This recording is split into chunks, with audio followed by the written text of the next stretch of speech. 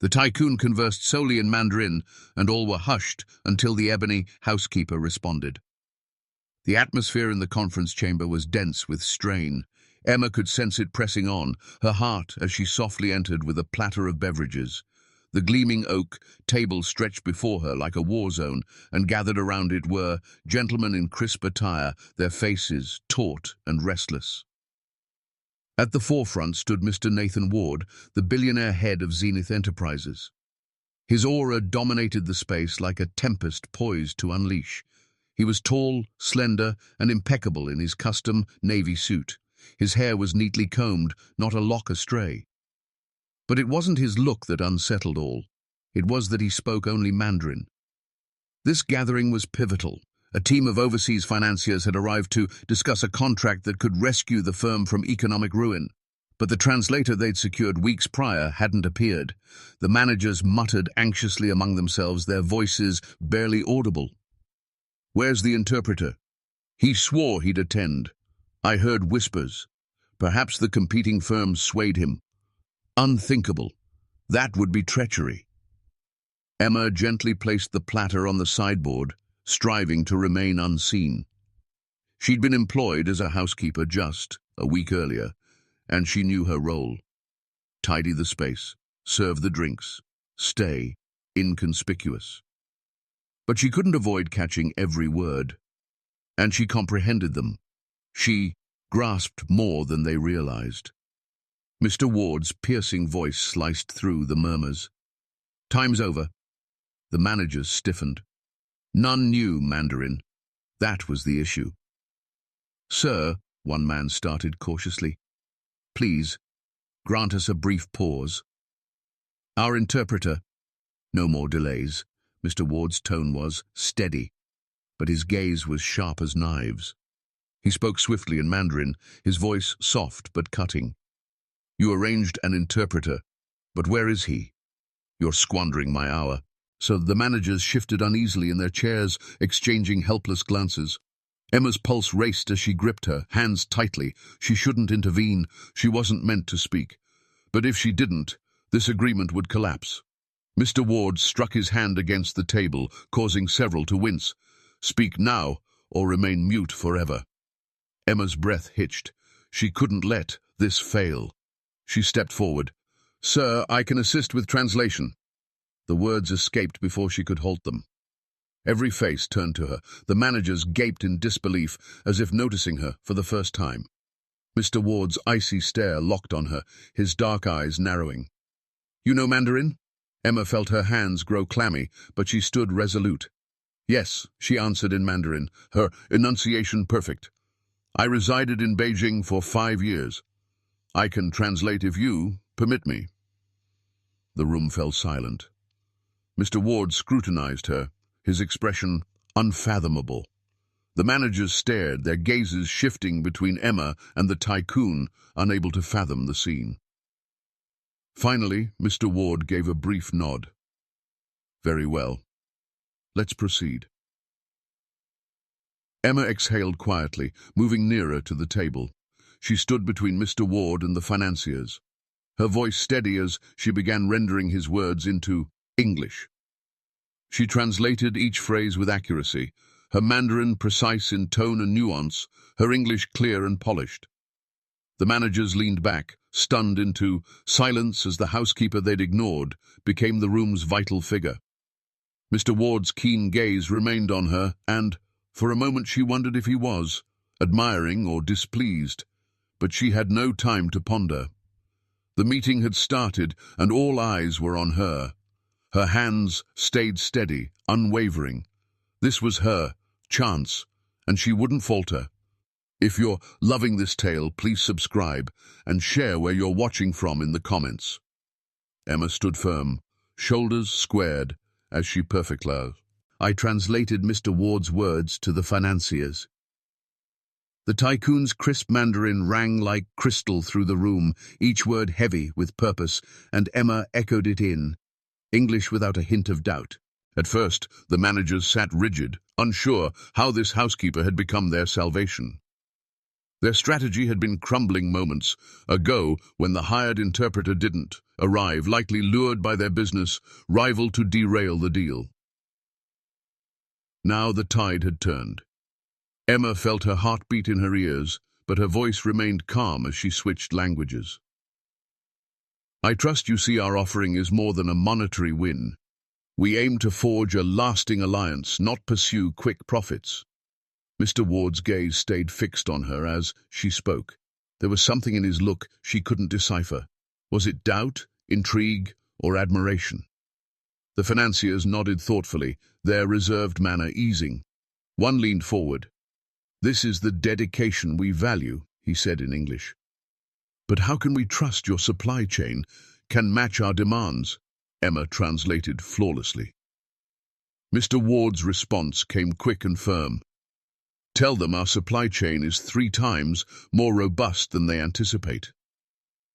She conveyed the message precisely, her voice carrying Mr. Ward's assurance without sounding boastful. The financiers exchanged glances, visibly impressed. 2 hours passed. Emma never wavered, not once. She handled intricate financial terms, cultural subtleties, and the delicate power dynamics as if born for it. By the meeting's end, the financiers were smiling. "This could succeed," one said. "We'll prepare the initial contracts and send them by week's end." Relief flooded the managers like a wave. The lead financier stood and offered his hand to Mr. Ward. "This meeting went smoother than we expected. Your translator is remarkable." Mr. Ward didn't reply at once. He looked at Emma, his gaze inscrutable, then spoke softly. "She's not our translator," he said in Mandarin. Emma hesitated, unsure if she should translate that. "She's just a housekeeper." Emma felt her stomach knot, but then Mr. Ward added, "But she outperformed any professed Sional interpreter." The room exhaled as if on cue. The managers glanced at Emma, some still, processing how a woman in a housekeeper's uniform had saved their careers. "Thank you, Emma," one whispered. "You saved this company today." She gave a courteous nod, but said nothing. Her heart pounded too loudly. When the financiers left, the chamber cleared until only Emma and Mr. Ward remained. He stood quietly, his back to her, gazing out the towering window at the city, horizon. "Why do you speak Mandarin?" he asked at last, his voice soft. Emma clasped her hands. "I worked in China before, sir." "For how long?" 5 years. Mr. Ward turned to face her. His sharp features softened slightly, though his eyes retained their intense depth. "You astonished me today. You didn't need to step up. Why did you?" Emma paused. "Because," she began carefully, "it felt wrong to stand by and watch everything unravel when I could assist." Mr. Ward studied her for a long moment.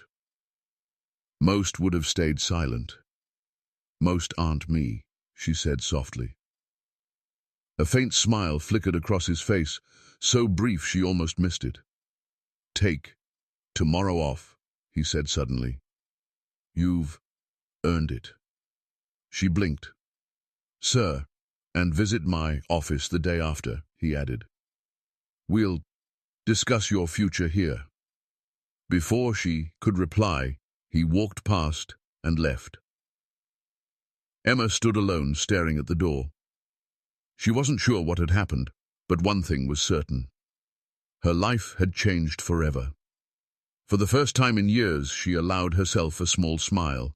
She had spoken up when no one else dared, and it had transformed everything. As the door closed, Emma's mind raced with possibilities.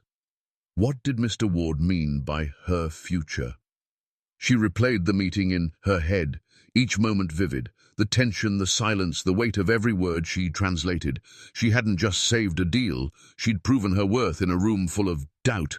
Her hands, once trembling with nerves, now felt steady with purpose.